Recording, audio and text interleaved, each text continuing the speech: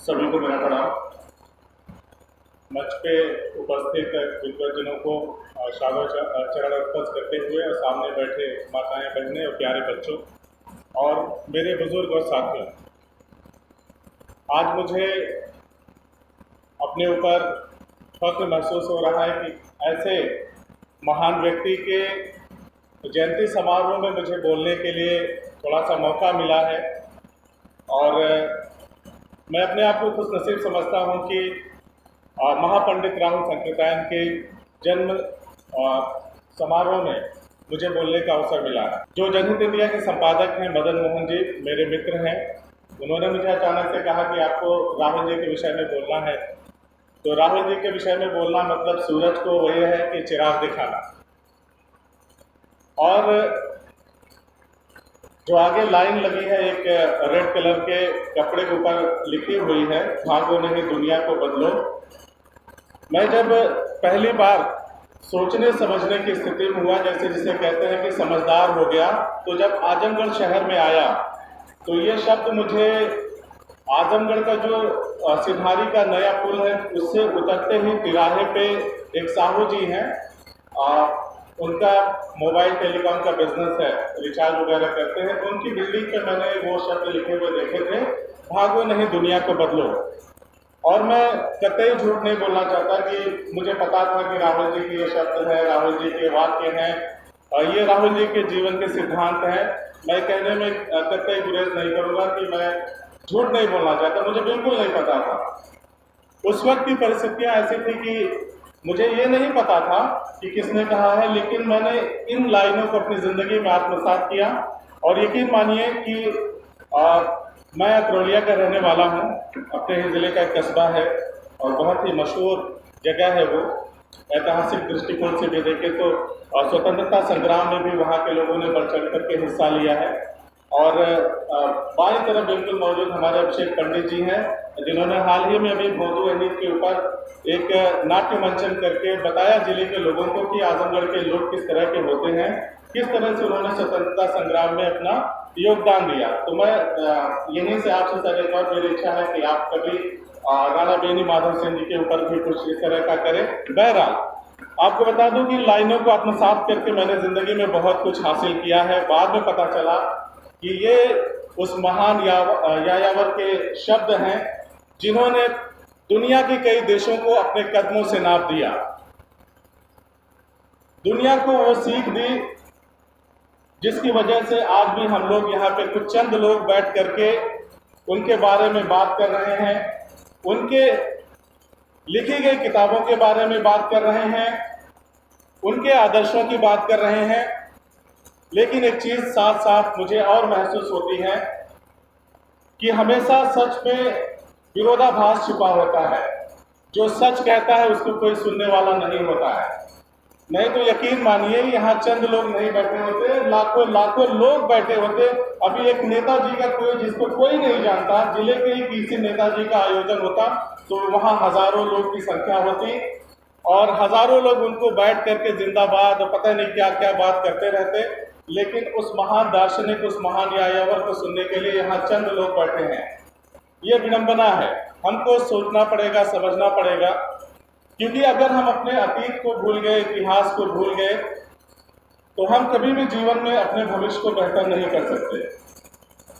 राहुल जी के बारे में मैं आज भी बताऊं आपको, मुझे सच में बहुत कुछ नहीं पता है, लेकिन इतना पता है कि मैं जब भी कहीं किसी शहर में जाता हूं, वहां के लोग अगर बात करते हैं तो जब भी मेरे आजमगढ़ का जिक्र आता है तो वो महापंडित के बारे में बात करते हैं, वो राहुल जी के बारे में बात करते हैं। अन्य विभूतियां भी जिले में हैं, उनके बारे में भी बात करते हैं। लेकिन उन्हें हैरत होती है कि किस तरह से एक व्यक्ति ने आजमगढ़ से निकलकर दुनिया के कई देशों को अपने कदमों से नाप दिया, कई देशों की भाषाओं को सीखा और आकर के उन्होंने उसको विश्व में एक तरह से कह लीजिए उसको प्रसारित किया, उसको प्रचारित किया। उनके लिखे एक एक किताब, उनकी लिखी जो किताबें हैं वो किसी महाकाव्य या महाग्रंथ से कम नहीं है। अब मैं उनके विषय में और नहीं कुछ बोल पाऊंगा क्योंकि मेरे शब्द उनके लिए शायद मेरी जानकारी के हिसाब से अब ख़त्म से हो गए हैं। लेकिन यहाँ पे जब मैं आया तो काफ़ी देर में आया, आपका संबोधन चल रहा था, उसके बाद सर ने संबोधित किया तो मैंने एक चीज़ देखी कि हम सबकी बातों में, मतलब जो भी यहाँ पे वक्त आ रहे थे उनके विचारों में प्रभु श्री राम की बातें हो रही थी। लोग राम की बात करते हैं, कर रहे थे, करते हैं।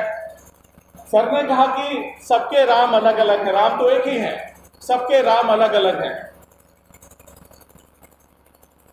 मैं आपको बता दूं कि मैं जवाहर नवोदय विद्यालय जीएनपुर में पढ़ा और जब मैं वहां से बाहर निकला तो पहली बार मुझे पता चला कि हिंदू क्या होता है, मुस्लिम क्या होता है, धर्म क्या होती है, जाति क्या होती है। पहली बार मुझे पता चला, क्योंकि हमारे जो प्रिंसिपल साहब वहाँ थे आईपी सिंह सेंगर साहब, आईपी सिंह सेंगर साहब थे, तो उन्होंने हमें कभी धर्म के बारे में नहीं बताया। हमें धर्म अपना पता था तो हिंदुस्तान, हमें जाति अपनी पता थी तो हिंदुस्तान। मुझे आज भी अच्छे से याद है, जब मैं कक्षा 6 का छात्र था तो प्रिंसिपल साहब आए, सबसे सभी बच्चों से इंटरेक्ट कर रहे थे, सबसे उन्होंने कुछ ना कुछ पूछा। मुझसे मेरा नाम पूछा तो उन्होंने कहा कि वसीम, मान लो एक तरफ तुम फौज में हो और दुश्मन देश से लड़ाई हो रही है, अचानक से अजान होती है और दूसरी तरफ से दुश्मनों की फायरिंग होती है, तो तुम क्या करोगे? नमाज पढ़ोगे या दुश्मन से लड़ाई करोगे? मैंने बिना, क्योंकि 6 में पढ़ने वाले बच्चे के पास कितना दिमाग होगा आप अच्छे से अंदाजा लगा सकते हैं, लेकिन हमारी तरबियत, हमारी शिक्षा वहाँ पे ऐसी थी कि मैंने तपाक से बोला, सर बंदूक उठाऊंगा और दुश्मनों से लोहा लेना शुरू कर दूंगा। क्योंकि हमें नहीं पता था कि मंदिर में जाना है कि मस्जिद में जाना है, हमें बस इतना पता था कि हमें बड़े होकर के, पढ़ लिख करके अपने देश के काम आना था। और यकीन मानिए, मेरे दोस्त आज भी गवाह है, जो मुस्लिम है, जो हिंदू है, जो उसमें मेरे साथ पढ़े हुए लोग हैं, आजमगढ़ के बहुतेरे लोग हैं, जो अगर वसीम को जानते हैं तो साथ में ये भी कहते हैं कि ये वसीम वही है जो राम के आगे भी शीश नवाता है और मस्जिद में जाके सजदा भी करता है। मुझे कभी कोई फर्क नहीं पड़ा, तो राम तो एक ही है, सबके राम एक ही हैं। लेकिन आज जो नफरत हमारे आपके दिलों में फैली हुई है, यकीन मानिए अगर उसे कोई दूर कर सकता है तो राहुल संकृतायन जैसा कोई महाविद्वान या उसकी रचनाएं ही दूर कर सकती है। अब दुनिया का भला नहीं होने वाला न था। वो क्यों, मैं आपको बताता हूं। मुझे ये शायद अगर मैं किसी मुस्लिम भाई के सामने बोल दूंगा तो उसे थोड़ा मेरे ऊपर गुस्सा आएगा। मैं अपने धर्म के बारे में उतना नहीं जानता जितना मैं हिंदू धर्म के बारे में जानता। मैं आपको एक किस्सा बताता हूं। हमारे जो प्रॉफिट हैं मोहम्मद साहब, हमारी किताबों में भी पढ़ाया गया उनके बारे में, और हालिया भी हमारे प्रधानमंत्री जी ने भी जब ये रमज़ान का महीना आया तो उन्होंने देश को संबोधित किया और उन्होंने भी उनका नाम लेकर के कहा कि उन्होंने विश्व में मानवता और शांति के लिए काम किया। तो इस्लामिक फौजें जो उस समय जहां भी हुआ करती थी तो उन्होंने मिस्र पे अटैक किया। मिस्र पे अटैक किया तो वहां पे जो इस्लामिक फौज में सिपाही थे, उन्होंने, जो मिस्र में लोग थे मूर्तियों की पूजा करते थे। मूर्तियों की पूजा इन द सेंस वो हमारे भगवान राम की मूर्ति नहीं होती थी, वो हमारे भगवान श्री कृष्ण की मूर्ति नहीं होती थी। वो अपने हिसाब से मूर्ति बनाते थे, उसकी पूजा करते थे। तो वहाँ के जो इस्लामिक फौजों का जो सिपह सालार था, उसने उस मूर्ति का नाक कान काट लिया। नाक कान काट लिया। काटने के बाद युद्ध बंदी बनाए गए, क्योंकि मिस्र की जो लोग थे, जो फौजें थे, वो हार चुकी थी। युद्ध बंदी के तहत जब उनके सामने पेश किया गया, प्रॉफिट मोहम्मद साहब के सामने पेश किया गया, तो उन्होंने पूछा कि आपको यहाँ तक आने में कोई दिक्कत तो नहीं हुई, कोई आपसे मिसबिहेव तो नहीं किया, कोई आपके साथ गलत व्यवहार तो नहीं किया? उसमें से एक व्यक्ति खड़ा होता है और कहता है कि आपके सिपह सलार ने हमारे, जिसकी हम उपासना करते हैं, उनकी नाक कान और ये सब कर दिया। उन्होंने तुरंत आदेश दिया कि जाकर के यथावत जैसी चीजें थी उस मूर्ति में, ये तुम बनाओगे, दूसरा कोई नहीं बनाएगा, ये तुम बनाओगे। तो आप सोचिए, अगर वो किसी दूसरे धर्म के खिलाफ होते तो ऐसा आदेश बिल्कुल नहीं देते, वो युद्ध बंदियों से संवाद करके इस तरह की चीजें नहीं करते। लेकिन अब हमें समझना होगा, क्यों? क्योंकि हम उस राम की आज बात कर रहे हैं जिस राम को क्रोध में किसी ने नहीं देखा। उन्होंने पहली बार अगर अपने प्रत्यंचा को खींचा होगा तो समुद्र से रास्ता मांगते वक्त खींचा होगा, अन्यथा कहीं भी आप राम को देखेंगे उनका पूरा जीवन मुस्कुराते हुए बीता है, किसी का अहित करते हुए नहीं बीता है, किसी का उन्होंने अपमान नहीं किया। हमने उसके बाद क्या किया? हम ना तो मोहम्मद से सीख पाए, ना तो राम से सीख पाए। मैं गलत नहीं बोल रहा हूं। मोहम्मद को मानने वाले आज कुछ सर फिरे अल्लाह का नाम लेकर के किसी का सर काट दे रहे हैं, और राम को मानने वाले आज के कुछ संत मुस्लिमों की बहन बेटियों का बलात्कार करने की बात कर रहे हैं। तो अंतर क्या है साहब? क्या मेरे राम ने ऐसा कहा? नहीं कहा। इमाम हिंद किसने लिखा? हमें पढ़ना होगा थोड़ा सा। इमाम हिंद किसने लिखा? भगवान राम को इमाम हिंद कहा, मतलब हिंद का इमाम, जो हिंद का नेतृत्व करने वाला है, जो विश्व में बंधुत्व की, एकता की और शांति का पाठ पढ़ाने वाला है, ऐसा है मेरा राम। पढ़ो तो सही। पढ़ोगे नहीं, ना मोहम्मद के बारे में ना राम के बारे में लड़ पड़ोगे तो छोड़ दो ना। अगर नहीं पढ़ सकते तो कम से कम राहुल जी को पढ़ो। कम से कम इंसान तो हम बन जाएंगे। हमें पढ़ना होगा। और हम भारत को तभी भारत, चाहे वो राहुल जी का भारत हो, चाहे श्री रामचंद्र जी का भारत हो, चाहे जिसका भारत हो, मेरा आपका भारत हो, हम भारत को तभी भारत बना पाएंगे जब हम पहले इंसान बन जाएंगे। हम क्यों लड़ते हैं 700 साल पहले क्या हुआ, 800 साल पहले क्या हुआ?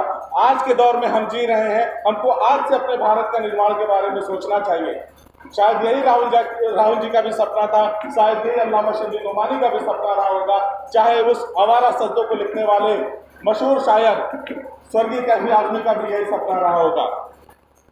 तो मैं आपसे चाहता हूं कि हम लोग कम से कम ऐसा करें कि जब भी हम किसी महान विभूति का जन्म शती समारोह का जन्म इस तरह से मनाते हैं, जन्म दिवस मनाते हैं, या उनके जन्म वर्ष के उपलक्ष्य में हम इस तरह के कार्यक्रम आयोजित कर रहे हो, तो कम से कम ये कुर्सियां इस तरह से खाली ना हो।